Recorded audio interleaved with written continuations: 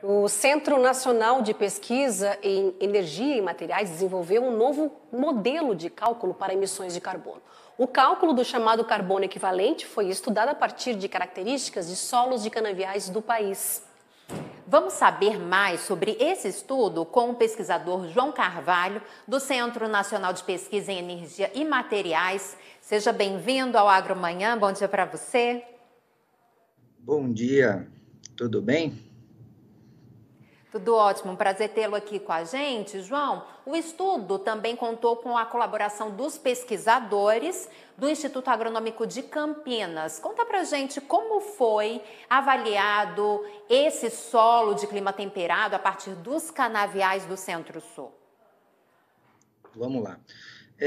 Na verdade, a gente fez um estudo onde a gente utilizou dados que estavam sendo coletados no Brasil ao longo da última década. Principalmente no estado de São Paulo, aqui na região centro-sul do país, houveram muitos trabalhos nos últimos anos no sentido de quantificar as emissões de gás de efeito estufa que são emitidas pelo solo agrícola, principalmente quando você aplica fertilizante nitrogenado nesse solo. Vale lembrar que os fertilizantes nitrogenados, eles são a principal fonte de emissão de gases de efeito estufa do etanol de cana-de-açúcar. Então, o que foi feito foi, ao longo dessa última década, muitos trabalhos foram realizados, inclusive alguns deles por nós aqui no CNPEM, e nós fizemos nesse trabalho, foi compilar todas essas informações avaliadas ao longo dessa última década, e criar um fator de emissão de fato obtido em condições de clima e solos brasileiros. Após essa primeira etapa, que foi obter um fator que a gente chama quanto que se emite de gás de efeito estufa por quilo de fertilizante nitrogenado que se aplica no solo.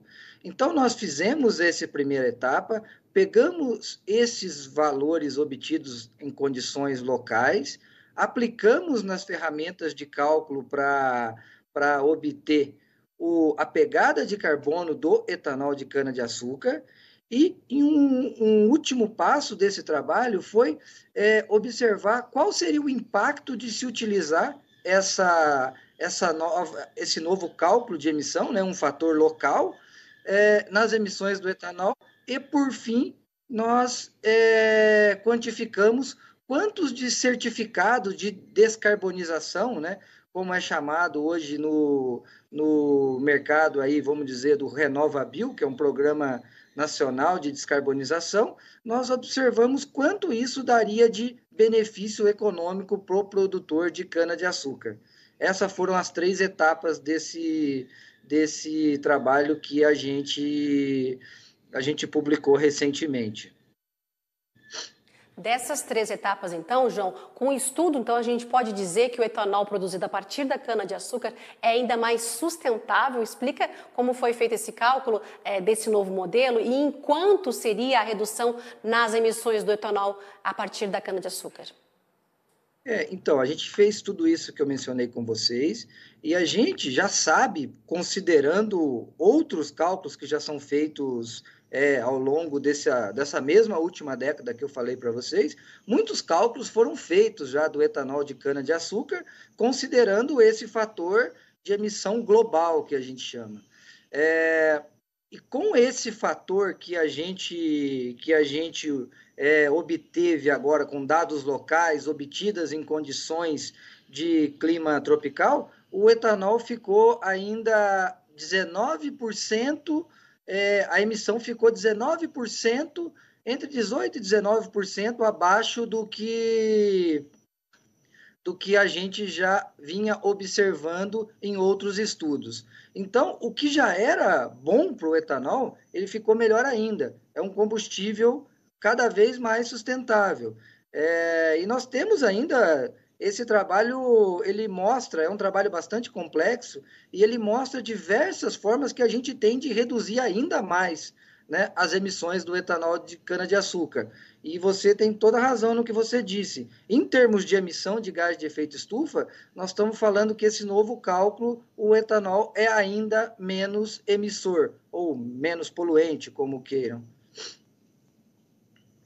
João, para o cálculo foi considerado um novo fator de emissão de óxido nitroso e para chegar a esse valor vocês avaliaram a capacidade de produção de usinas? Qual foi a produção estudada nas comparações?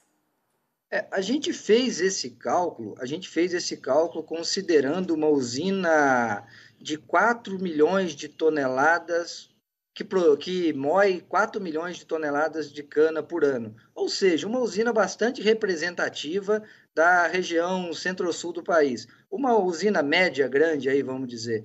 Então, com esses valores, a gente observou que, por exemplo, uma usina desse porte, ela considerando os nossos cálculos,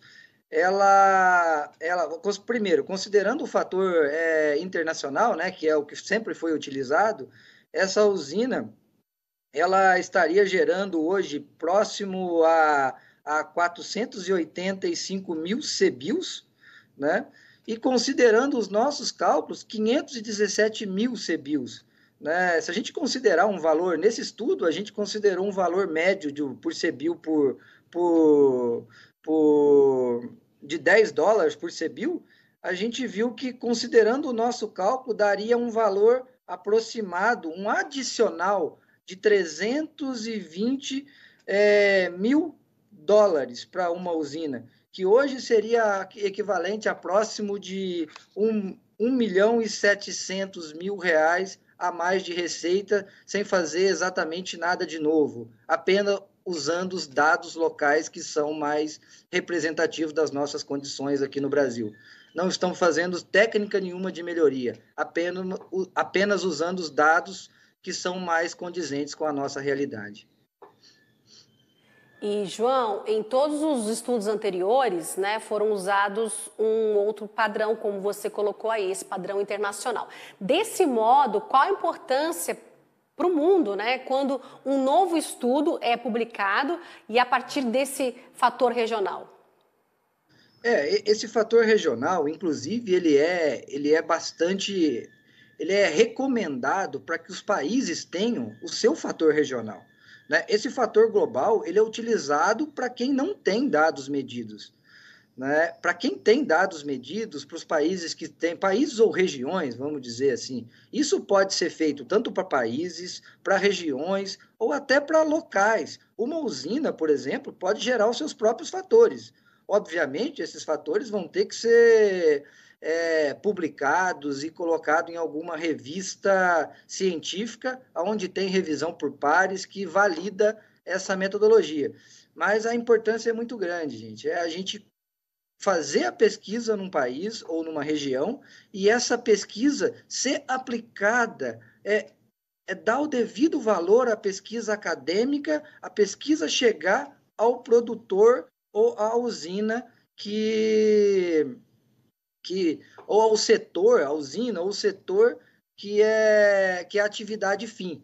Então, nós acreditamos que esse é um ponto extremamente importante, você fazer a pesquisa e esses resultados serem aplicados ao setor a que se destina. Sem dúvida, João, e nós aqui do AgroMais valorizamos muito pesquisa e desenvolvimento, por isso sempre convidamos os especialistas para compartilhar o conhecimento. Queria que você falasse quanto tempo durou essa pesquisa até vocês chegarem a esses dados atuais. O estudo também revisou artigos disponíveis na literatura que quantificaram as condições de campo. Conta um pouco dessa história para a gente. O nosso trabalho, de modo geral, a gente valorizou as informações da literatura, né? Muitas delas, como eu mencionei, foram publicadas por nós mesmos no passado, por esse grupo que assina essa publicação. O nosso trabalho para essa publicação, nós demoramos aproximadamente 2 anos para executar essa pesquisa. Né, que foi uma pesquisa onde a gente, pelo menos tudo que a gente conseguiu absorver de informações que estava na literatura, foi inserida nesse trabalho, tentamos não deixar nada de fora, ou seja, todo dado que temos disponível na região centro-sul do país foi incluído nesse trabalho. Então, é um trabalho minucioso que envolveu aí 3 etapas bastante trabalhosas e hoje nós estamos aí propondo uma nova fórmula, um novo fator para se calcular gás de efeito estufa no Brasil em áreas de cana-de-açúcar. Nós entendemos que esse é um primeiro avanço que foi dado e que outros trabalhos devem vir no futuro, inclusive melhorando os cálculos que a gente fez. É assim que a pesquisa funciona. E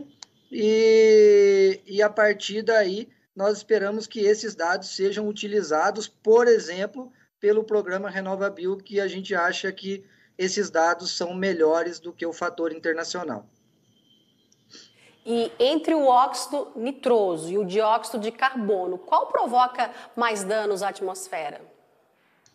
Se a gente pensar no óxido nitroso, a relação entre o óxido nitroso e o dióxido de carbono, né, o que a gente está falando do CO2, o óxido nitroso ele é emitido em menores quantidades, né? Por isso, às vezes, ele é menos falado.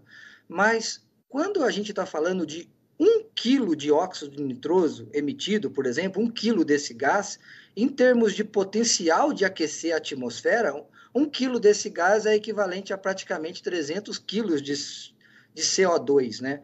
Por isso que os dados que a gente fala é sempre em CO2 equivalente, porque os dados de N2O, eles são todos convertidos em uma moeda única, que é o CO2.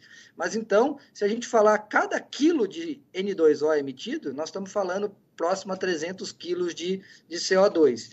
E a gente sabe que, para o etanol de cana-de-açúcar, esse óxido nitroso, ele é o principal emissor de gás do etanol, é o principal gás emitido no etanol de cana-de-açúcar. Aproximadamente 50% das emissões do etanol, eles são oriundos de fertilizantes nitrogenados aplicados na cultura da cana-de-açúcar. E o gás que é emitido quando se aplica fertilizantes nitrogenados em cana-de-açúcar é o óxido nitroso.